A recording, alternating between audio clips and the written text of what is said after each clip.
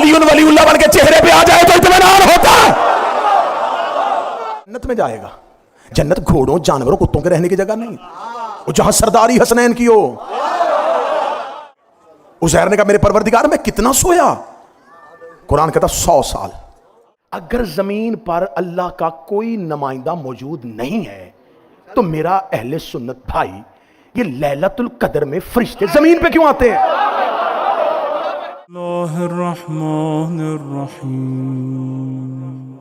इस मिंबर अहले बैत का खासा ये है, यहां हक पहुंचाने का हुक्म है, मनवाने का हुक्म नहीं है। तो हक अदा तो नहीं हो सका और ना ही यकीनन ये हक बशर से अदा हो सकता है। मैं कहूं कि मैं मुकम्मल अहले बैत की मारिफत आप तक पहुंचा सकूं तो ऐसा मुमकिन ही नहीं है, क्योंकि इंसान कुरान पढ़ सकता है लिख नहीं सकता, और उस जिक्र का हक बशर हो के कोई कैसे अदा कर सके जिस घर का पहला जाकर ही परवरदिगार हो। मौज़ूए गुफ्तगू सिलसिला इमामत, हक़ इमामत, मेयार इमामत, इख्तियार इमामत, किरदार इमामत, फिर वलीउल असर, इंतज़ार, गैबत, और आज एक बहुत हसास मौजू पे हमें गुफ्तगू करनी है जिसे मजहब जाफरिया में रजत कहते हैं। ये ऐसा एक लफ्ज़ है जो मिंबर की तारीख से ज़्यादा दोहराया नहीं गया, लेकिन इसका मतलब ये नहीं है कि ये मज़हब की ज़रूरत में से नहीं है, ये ज़रूरियात मज़हब में से है, ज़रूरियात दीन में से है। हत्ता कि इतना ये ज़रूरी है कि मेरे छठे शहनशाह का फरमान है कि हमारा मुहिब हो और हमारा शिया हो, अगर उसने इन 3 दिनों पे अपना अकीदा न रखा तो उसे हमारा शिया कहलवाने का कोई हक नहीं। छठे शहनशाह का फरमान है कि इन 3 अय्याम ऐसे हैं जिन पर अकीदा रखना हमारे हर शिया के लिए जरूरी है, जरूरत मजहब में से है इन 3 दिनों पर अकीदा रखना। पहला यौमे क़याम, यानी कि हमारे कायम के आने का दिन। दूसरा यौमे रजत, हर चीज के पलट के आने का दिन। और तीसरा यौमे क़यामत, क़यामत का दिन। अगर कोई इमाम के आने पर यकीन रखे, क़यामत पर यकीन रखे, लेकिन रजत पर यकीन न रखे, तो बिल्कुल ऐसे ही है जिससे उसने तौहीद और नबुव्वत को माना और इमामत का इनकार कर दिया। अब इसमें मैं ये नहीं कहूंगा कि इसमें अवाम का कसूर है, अवाम का कसूर नहीं, अवाम तो लेने के लिए आती है। मैं इसे मिंबर की इल्मी गुर्बत कहूं या कुछ मसलहत पसंदी का शिकार लोग कहूं कि इसको इसलिए नहीं पढ़ा गया कि अगर हम रजत पढ़ेंगे तो यह भी बताना पड़ेगा कि पहली तलवार किनकी गर्दनों में चलेगी। अगर रजत पढ़ेंगे तो कुछ गर्दनें बचाने के लिए, कुछ सरों को बचाने के लिए अकीदा रजत पढ़ा ही नहीं गया। तो हम सबसे पहले, क्योंकि मेरे अहले सुन्नत बरादरान भी मजालिस में शरीक होते हैं, हम देखेंगे कि रजत है क्या। रजत का लुग़वी मानी है किसी चीज का पलट आना, रजू, कि आपने कुछ गलती की, फिर उसके बाद आपको एहसास हुआ, फिर आपने रजू किया। किसी चीज का दोबारा आना, बाज गश्त, आवाज का दोबारा आना, किसी चीज का दोबारा पलटना, इसे रजत कहते हैं। हमने सबसे पहले देखना यह है कि क्या यह अकीदा कुरान से साबित है, अकल से साबित है, फिर हम इसे मजहब शिया में दिखाएंगे। क्योंकि शिया मजहब इतना लॉजिकल मजहब है, इतना दलील वाला मजहब है कि हम हर उस चीज को मानते हैं जो अल्लाह के कुरान से साबित हो। मेरे अहले सुन्नत बरादरान आज मेहमान हैं और आज की रात बड़ी अहम होती है, क्योंकि आज हुसैन के कारखाने में बड़े हुर बनाए जाते हैं। आज की रात हुसैन के इमाम बारगाहों के दरवाजे खुले रहते हैं, 9 रातें बारगाह बंद होता है, शब अशूर बंद नहीं होता, क्योंकि आज हुसैन हुर का इंतजार करता है। ये इमाम बारगाह का दरवाजा नहीं खुला होता, ये हुसैन बाजू फैला के खड़े होते हैं। आज भी कोई हुर बनना चाहे तो हुसैन बनाने के लिए तैयार है, लेकिन हुर बनने के लिए जरूरी है लश्कर यजीद से निकलना। हुर आने का नाम है, वापस जाने का नाम नहीं है। लिहाजा पहले ये देखेंगे ये अकीदा रजत जो है ये कुरानी अकीदा है या नहीं है। क्या खुदा किसी को मारने के बाद दोबारा फिर उठा सकता है? क्या इस अकीदे की कुरान से इजाजत है? इसकी पहली और सबसे वजनी दलील यह है, अगर कोई ये पूछे कि अल्लाह मौत के बाद कैसे जिंदा करेगा, उसे पहला कुरानी जवाब देने लगा हूं, इन अल्लाह अला कुल्ले शाइन कदीर। जो करीब बैठे हैं आपने थोड़ी सी अहमद फरमानी है। बेशक अल्लाह हर चीज पे कुदरत रखता है। जो मार सकता है वो जिंदा भी कर सकता है, वो किसी से मशवरा नहीं लेता। खुदा जो चाहता है वो कर सकता है। इसकी पहली कुरानी दलील यह है अल्लाह का हर चीज पे कादिर होना। आइए फिर आप कहेंगे ये तो एक अकीदा है, आप इसकी वजाहत कुरान से करें। हम वजाहत कुरान से लेते हैं। हजरत इब्राहिम ने एक सवाल किया था अल्लाह से, मेरे अल्लाह तू मौत के बाद जिंदा कैसे करता है? खुदा ने कहा कि तू परिंदों का गोश्त ले, उसको काट, उसको पुर्जों में कीमा बना के उसको आपस में एक दूसरे के साथ मिला के पहाड़ी पे बखेर दे। इब्राहिम ने कहा मुझे यकीन है तू जिंदा करता है, इत्मीनान चाहता हूं। ये लफ्ज कुरान में ना हो, मैं गर्दन कटवाने के लिए तैयार हूं। हजरत इब्राहिम ने कहा मेरे अल्लाह ये नहीं कि मुझे यकीन नहीं है कि तू कर नहीं सकता, यकीन है, इत्मीनान चाहता हूं, मेरे दिल में यकीन है, देखना चाहता हूं कि तू मौत के बाद कैसे जिंदा करता है। इब्राहिम जद्द अंबिया है, इब्राहिम पहला इमाम है, इब्राहिम अल्लाह का खलील है। इब्राहिम कहता है यकीन है, इत्मीनान चाहता हूं, यकीन है, इत्मीनान चाहता हूं। जो यकीन हो के इत्मीनान मांगे उसे इब्राहिम कहते हैं। जिसे खुदा नफ्स मुतमइन्ना कह के बुलाए उसे हुसैन कहते हैं। जिसो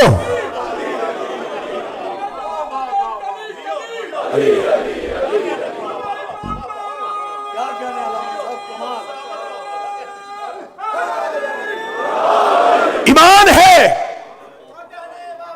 इत्मीनान चाहता हूं।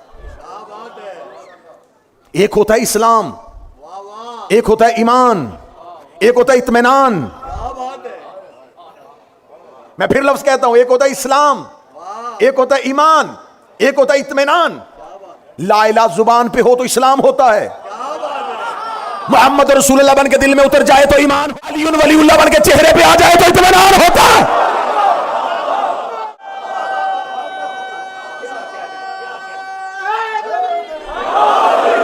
ला इलाहा इल्लल्लाह इस्लाम का नाम है, मोहम्मद रसूलुल्लाह ईमान का नाम है, अली वलीउल्लाह इत्मीनान का नाम। ये इत्मीनान ही तो था जब अली ने शबे हिजरत कहा था, मैं मुतमिन हूं आप चले जाएं। हज़रत इब्राहिम ने कहा मुझे ईमान है, इत्मीनान चाहता हूं। खुदा ने परिंदों को दोबारा उनकी उसी सूरत में जिंदा किया और कुरान में निशानी रख दी कि मारता भी खुदा है और फिर जब चाहे उसे जिंदा कर सकता है। मैं बड़ी जल्दी जल्दी, क्योंकि मुझे रजत पे जाना है, दूसरा अकीदा कुरान से पढ़ता हूं, कुरानी इस्तिदलाल लेता हूं। एक अल्लाह के नबी थे हजरत उज़ैर, वो एक ऐसी वादी से गुजरे, ये भी पूरा वाकया कुरान में है। एक ऐसी वादी से गुजरे जहां पर अल्लाह ने अजाब भेज दिया था और पूरी बस्ती गर्क हो गई थी और बस्ती मौत में चली गई थी। हजरत उज़ैर नबी वहां से गुजरे, सवारी पे थे, अपने गधे पे जा रहे थे। उज़ैर नबी ने उल्टी हुई बस्ती देखी, लोग सारे मौत की वादी में। उज़ैर रुक गए, मेरे अल्लाह यहां क्या हुआ है? फरमाया उज़ैर यहां मेरा अजाब आया था। उज़ैर ने कहा मेरे अल्लाह इन्हें दोबारा कब उठाएगा? तू मुर्दों को दोबारा जिंदा कैसे करता है? उज़ैर ने कहा ए अल्लाह तू मारने के बाद दोबारा कैसे उठाता है? आवाज़ परवरदिगार है, तुझे यकीन नहीं? का यकीन है, आंखों से देखूंगा तो इत्मीनान आ जाएगा, आंखों से देखूंगा तो इत्मीनान आ जाएगा। अब देखते रहना, इब्राहिम ने भी इत्मीनान मांगा है, उज़ैर ने भी इत्मीनान मांगा है। खुदा ने कहा अच्छा उज़ैर अभी तुम्हें दिखा देते। कुरान कहता है खुदा ने उज़ैर पे नींद तारी कर दी। 49 साल का नबी, 49 ईयर्स, 49 साल का उज़ैर सोया, 100 साल के बाद आंख खुली। खुदा कुरान में कहता हमने उज़ैर से पूछा कितना सोया था? कहता एक दिन नहीं, आधा दिन। खुदा कहता है कि जब उज़ैर उठा तो उज़ैर अकेला उज़ैर ही नहीं सोया। ये शिया किताब नहीं पढ़ रहा, कुरान है। उज़ैर जब सोए तो गधा भी सो गया था, लेकिन जब उजैर उठे तो उसी बदन के साथ, लेकिन गधे का जिस्म गल सड़ गया था। उजैर के साथ गधा सोया और 100 साल के बाद उठा। नबी के साथ गधा सोया था, 100 साल के बाद नबी नबी रहा। 100 साल के बाद। ये है शान नबुव्वत, ये है नबी की शान। उसी बदन से, उसी जिस्म से गधा गल भी गया था, सड़ भी गया था। उजैर उसी बदन से परवरदिगार की बारगाह में उठा, लेकिन अब गधा उठा 100 साल। फरमाया उजैर तू तो नबी था, तेरे बदन में तो कोई नक्स आ नहीं सकता था। अब देख इस गधे को, हड्डियों पे गोश्त आना शुरू हुआ। गधा फिर दोबारा जिंदा सही और सलाम। उजैर ने कहा मेरे परवरदिगार में कितना सोया? कुरान कहता 100 साल। उजैर जल्दी से वापस अपनी बस्ती में आए। जुड़वा भाई थे उजैर और उजैरा। जब पहुंचे तो जुड़वा भाई ने, वो कितने साल के हो गए थे? 149 साल के। 149 साल के भाई ने दरवाजे पे अपना 49 साल का भाई देखा। भाई देख के कहने लगा तेरी शक्ल तो हूबहू मेरे भाई से मिलती है। कुरान पढ़ रहा हूं। उजैर नबी ने कहा, उजैर नबी ने कहा मैं तेरा भाई हूं, तू तो मेरा भाई नहीं हो सकता, वो तो जुड़वा भाई था। मेरी 149 साल, तेरी 49 साल, तेरी उम्र बड़ी क्यों नहीं? फरमा इन्नल्लाह अला कुल्ली शैइन, उस अल्लाह ने अपनी कुदरत के साथ मुझे वैसे ही रखा। कुरान ने क्यों ये वाकया लिखा? वक्त गुजारने के लिए, अपना मौजा दिखाने के लिए। जब मुसलमानों का यकीन था कि अल्लाह जिंदा रख सकता है, तो खुदा ने इतनी लंबी चौड़ी कहानी क्यों लिखी? खुदा ने हमें नसीहत बताई है कि खुदा ने हुज्जत को जिंदा रखना हो, जमाना गुजरता है, हुज्जत की उम्र नहीं बढ़ती, हुज्जत इतनी होती है। यही वजह है कि गैबत की किताबों में लिखा है कि जब हमारा कायम ज़हूर करेगा तो वो 35 साल का जवान होगा।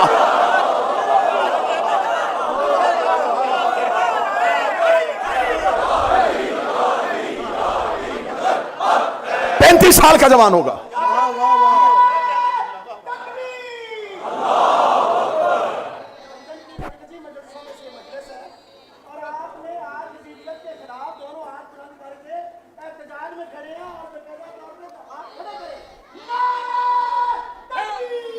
अल्लाहु अकबर या रसूल अल्लाह।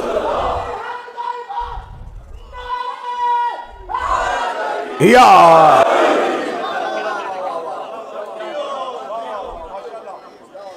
हुज्जत पे जमाने का असर नहीं होता,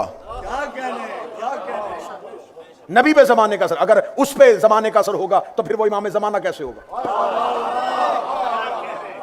अगर मेरी कौम के बच्चे ये पूछे कि हमें कोई कहेगा साइंटिफिक तरीके से साबित करो कि कोई इतनी देर रहे भी और उसकी एज ना बढ़े, ये कैसे हो सकता है? खुदा ने तुम्हारे जिस्म के अंदर मिसाल रखी है। सर पे भी बाल हैं, भवें भी हैं, अबरू भी हैं। एक बदन पे सर के बाल, भवें और अबरू। खुराक पूरे जिस्म पे एक जैसा असर करती है। सर के बाल बढ़ते हैं, भवें और अबरू नहीं बढ़ते। अल्लाह ने तुम्हारे बदन में एक जैसी खुराक में दो जैसे असर रखे हैं। तो अब पता चल गया ना कि अगर अल्लाह बदन में एक खुराक में दो असर रख सकता है तो खुदा निजस और ताहिर बदन में फर्क क्यों नहीं रख सकता? जब हमारा कायम आएगा तो वो 35 साल का जवान होगा। उज़ैर नबी उठाए गए दोबारा। असहाबे कहफ, असहाबे कहफ 309 साल सोए। आंख खुली, खुदा कहता हमने उन्हें दोबारा सुला दिया। और अल्लाह कुरान में कहता हम ही हैं जो उनकी करवटें बदलते हैं।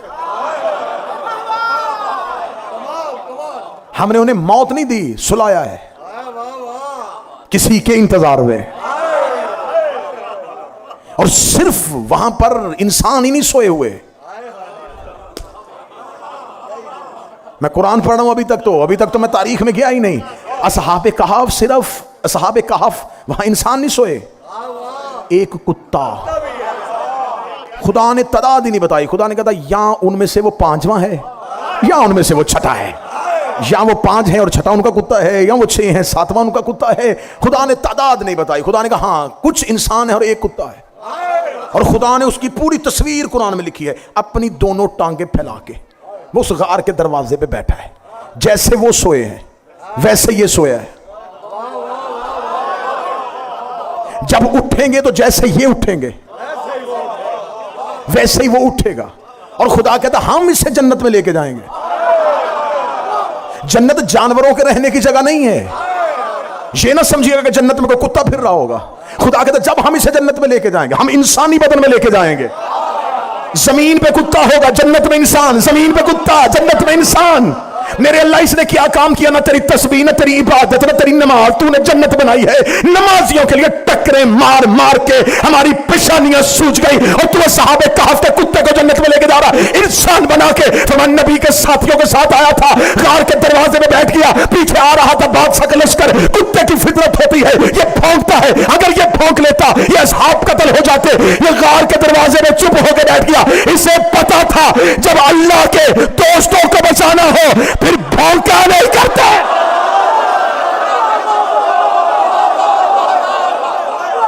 मौला इन हाथों को सलामत रखे।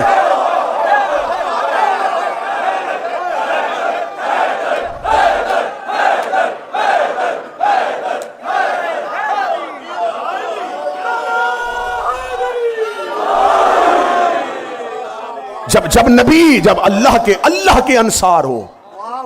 ये सहाबे कहफ नबी नहीं है, ये किसी नबी के सहाबी भी नहीं है।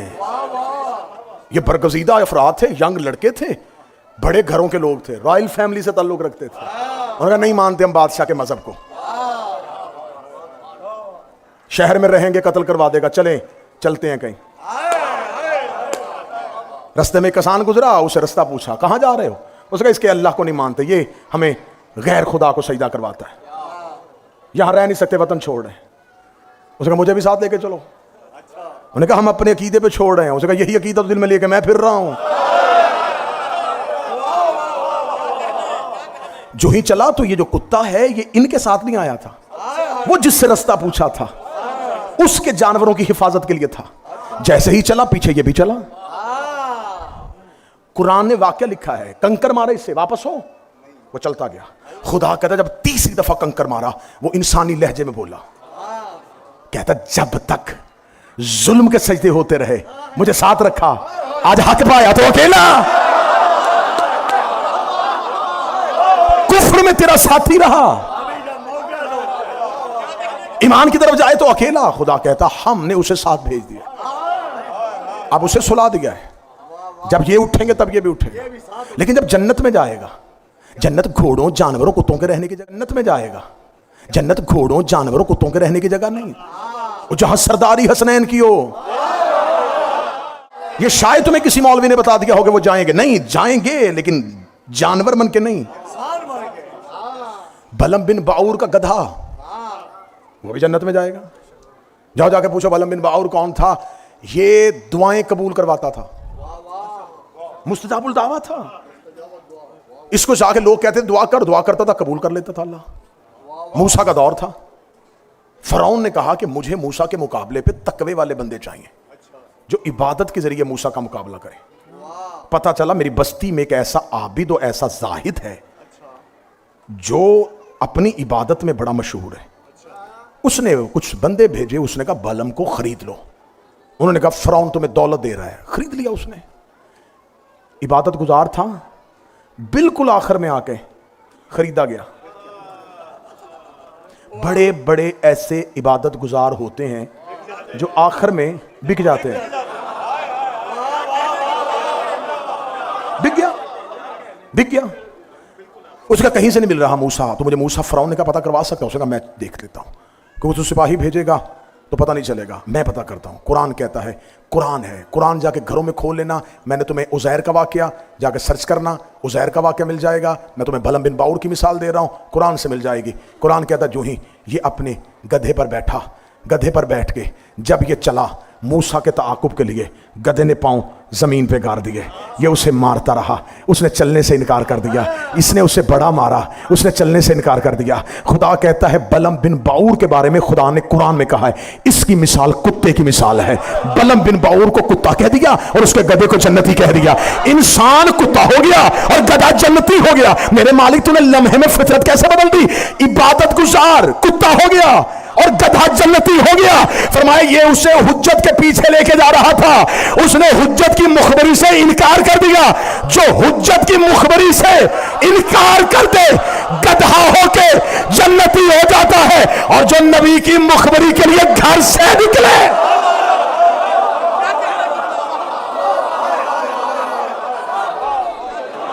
इसने वफा की। जुबान के साथ दिल बोला,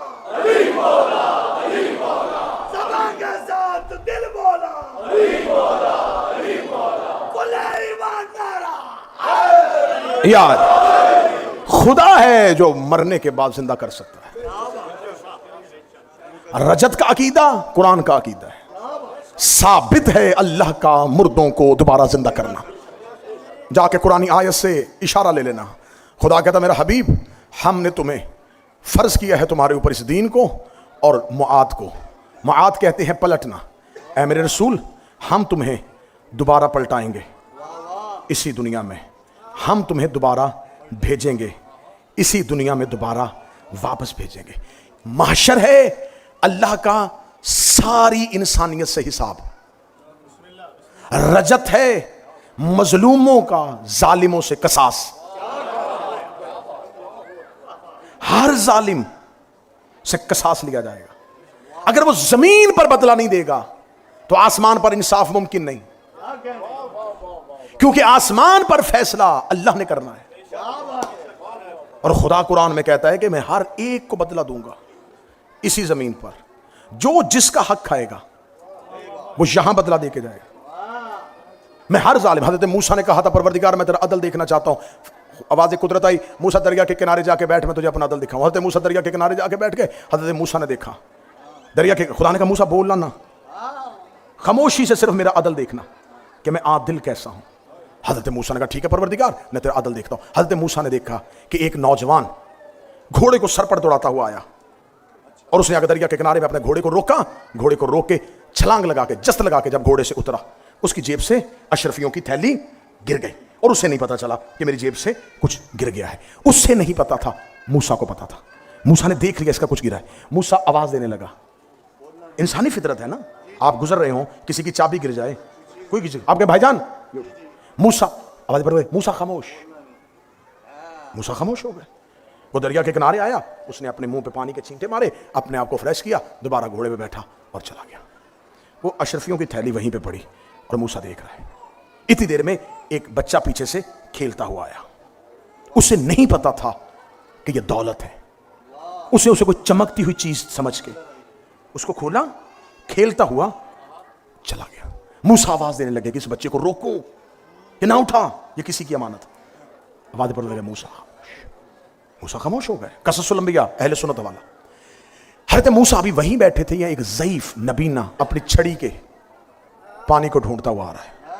उसने छड़ी से पानी को ढूंढा, छड़ी रखी, वजू किया, दरख्त के साथ टेक लगाई और अल्लाह की तस्बीह पढ़नी शुरू कर दी। आंसू यूं चल रहे हैं।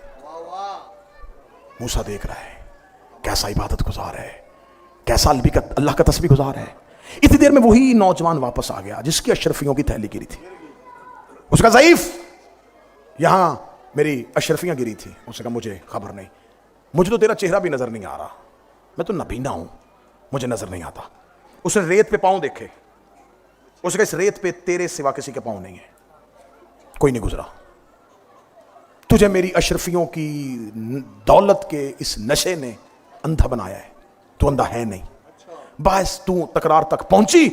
उसने तलवार खींची और उस बूढ़े की गर्दन तन से जुदा कर दी। गिरती हुई लाश देख के मूसा की चीख निकली, मेरे अल्लाह अदल देखने के लिए आया था, क्या दिखा दिया मुझे, खामोश करवा दिया मुझे।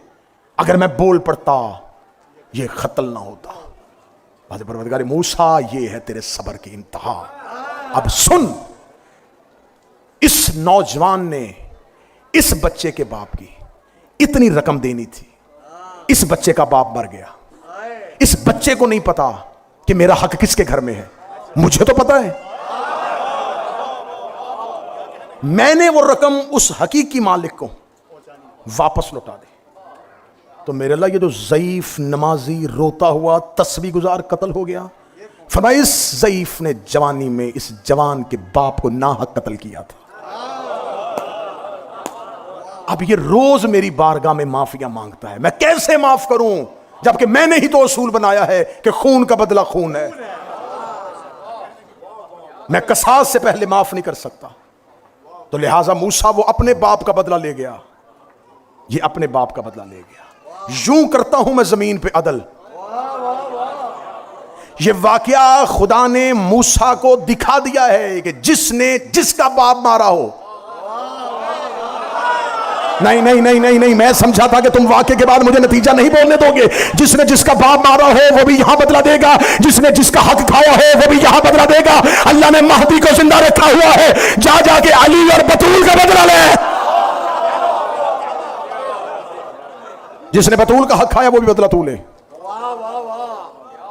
पलटना है, हर एक चीज ने पलटना है। मेरे सरकार वलीउल असर मक्का से निकलेंगे और जो जिन्हें कल की गुफ्तगू याद है, मैंने रजत कुरान से साबित कर दी, पलटना कुरान से साबित है, खुदा जिंदा भी कर सकता है। और ये बात जहन में रखिएगा, ये ना कहा करें कि उनका ज़हूर नहीं हो रहा, ज़हूर हो चुका है, ऐलान ज़हूर बाकी है। ज़हूर सामरा में हो चुका है, ऐलान ज़हूर बाकी है।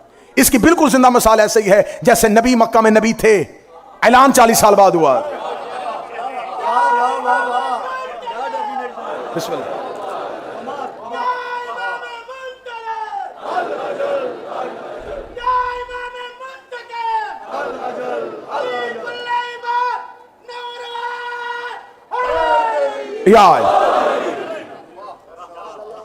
उनका ज़हूर हो चुका है, लेकिन अब उनका ऐलान ज़हूर बाकी है। वो आ चुके हैं दुनिया में, मौजूद हैं दुनिया में। मौला फरमाते जब हमारा कायम ज़हूर करेगा तो हमारा हर शिया उसे देख के कहेगा मैंने तो पहले आपको देखा हुआ है। तुम उन्हें मजलसों में देखोगे, तुम उन्हें जुलूसों में देखोगे, तुम उन्हें ज़ियारत हुसैन में देखोगे, तुम उन्हें मसाजिद में देखोगे, तुम उन्हें इतना देख चुके होगे कि जब वो आएंगे तो तुम्हारी नजरों में उनका चेहरा बाकी होगा। वो तुम्हारे दरमियान मौजूद है, ज़हूर हो चुका है। यकीनन जब गुफ्तगू हो रही है तो वो मौजूद है, मैं पढ़ रहा हूं वो मौजूद है, कोई बोल रहा है वो मौजूद है, कोई सोच रहा है वो मौजूद है, कोई सुन रहा है वो मौजूद है। यकीनन हमारे अमाल उनके सामने है। उनकी मौजूदगी इस बात की दलील है कि निज़ाम कायनात चल रहा है।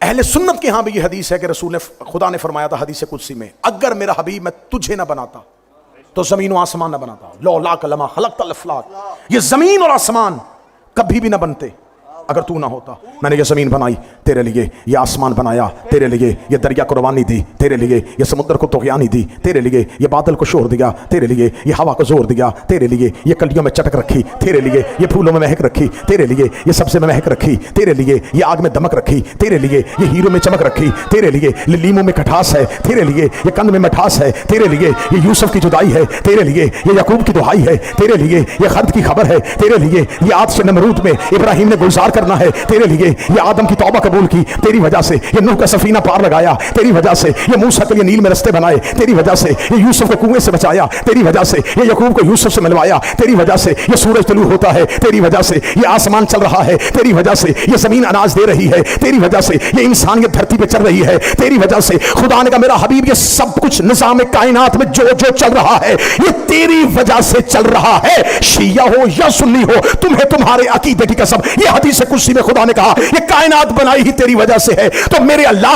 अगर ये कायनात तूने मुस्तफा की वजह से बनाई है तो मुस्तफा तो दुनिया से चले गए, जमीन को लपेट दे, आसमान को गिरा दे, चांद को बुझा दे, सूरज को वापस ले जा। सूरज अपने वक्त पे तलू हो रहा है, चांद अपने वक्त पे आ रहा है, हवाएं चल रही है, दरिया रवानी में है, समुद्रों में तुग़यानी है, बादलों में शोर है। ये कायनात का निजाम चलना इस बात की दलील है कि मोहम्मद कहे नहीं कोई मोहम्मद है।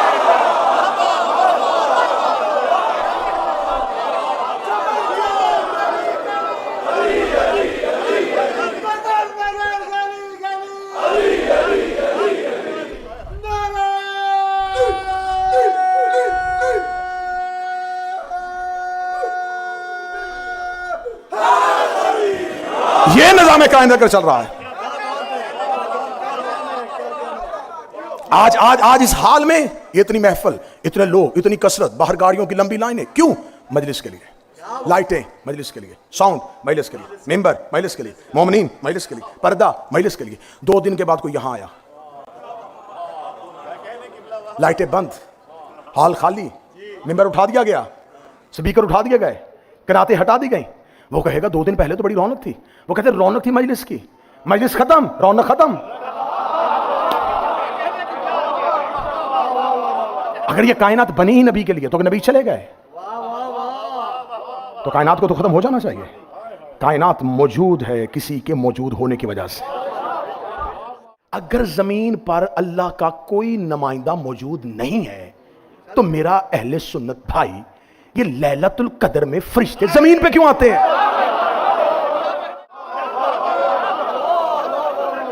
तनज़्ज़लुल मलाइकतु वर्रूहु फीहा बिइज़्नि रब्बिहिम कुल्लि अम्र। अब अमर से मुराद हुकूमत लो, अमर से मुराद बख्त लो, अमर से मुराद ओले अमर लो, जितने मिसालें अमर से लेनी है। अमर से मुराद हुकूमत, इक़्तिदार, दौलत, नेमत, जो भी है। खुदा कहता फरिश्ते इस रात में आते हैं, नाजिल होते हैं। मेरे अल्लाह तू वहां रहता है, वो अमर लेने यहां आते हैं। मेरे अल्लाह कहे कि फरिश्ते इस रात को जमीन से ऊपर जाते हैं ताकि अमर लेके आए। तू कह रहा ऊपर से नीचे आते हैं। ये नीचे से ऊपर नहीं, ऊपर से नीचे क्यों आ रहे हैं? इनका ऊपर से नीचे अमर लेने के लिए आना इस बात की दलील है जमीन पे कोई औले अमर है।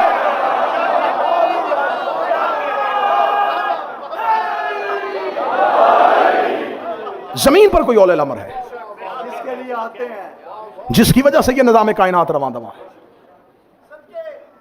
क्या कहने की ये निजाम कायनात चल रहा है तो जमीन पर किसी इलाही नुमाइंदे का होना जरूरी है। मैं मिसाल दे देता हूं और बात आसान कर देता हूं। मैं बरतानिया आना चाहता था, मेरा पासपोर्ट पाकिस्तानी था। मैंने कहा मैं बरतानिया आना चाहता हूं। मैंने फौरी तौर पे टिकट करवाई। टिकट करवाने के बाद मैं एयरपोर्ट पे पहुंचा। एयरपोर्ट पे जाके मुझे पहले ही काउंटर पे उन्होंने रोका। उन्होंने कहा जी किधर? मैंने कहा बरतानिया। क्यों? मैं कहा हैदर ट्रस्ट अशरा पढ़ने जा रहा हूं। उन्होंने कहा जी बिल्कुल ठीक है, जाइए, वीजा दिखाइए। मैंने कहा जी वीजा तो नहीं है, टिकट मैंने ले लिए। वो कहते वीजा नहीं है आपके पास? मैं कहा नहीं। उन्होंने कहा पहले वीजा लेके आए। मैंने कहा वीजा वहां से जाके ले लूंगा। उन्होंने कहा वहां वीजे के बगैर नहीं जा सकते। तो मैंने कहा भाई जब तक मैं वहां नहीं जाऊंगा तो मुझे उस मुल्क का वीजा कहां मिलेगा? उन्होंने कहा आपके मुल्क में उनका एक नुमाइंदा बैठा हुआ है।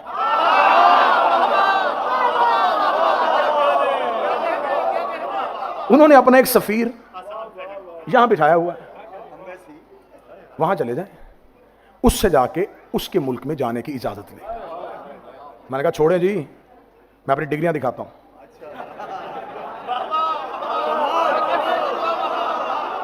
मुझे ये सफीर के चक्कर में छोड़ें। मैं सफीर के चक्कर में पड़ूंगा, मुझे 2-4 हुकूमती बंदों की मिन्नत करनी पड़ेगी। कौसर काज़मी मेरा फोन नहीं उठाता। तो आप मेहरबानी फरमाएं, मुझे वैसे ही बगैर सिफारिश के आप।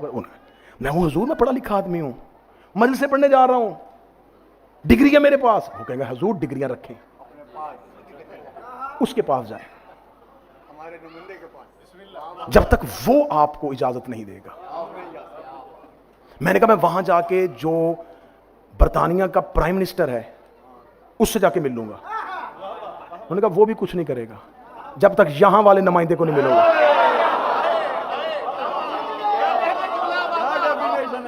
हाँ ये हो सकता है कि वो वहां से इसे कह दे कि इसे आने दो, भेजना इसी ने है। बंदे नमाजों के टोकरे लेके अल्लाह की बारगाह में रोजाना जा रहे हैं, मेरे अल्लाह नमाजें कबूल कर ले। फरमाया नुमाइंदे के पास जाओ, अगर इमाम की मोहर नहीं होगी। कोई बंदा ये ना कि मैंने शिया मजमे से नारा लगवाया है इसलिए खुदा ने कुरान में कह दिया यौमा नदउ कुल्लु उनासिम बिइमामिहिम, हम क़यामत वाले दिन तुम्हें बुलाएंगे इमाम के साथ।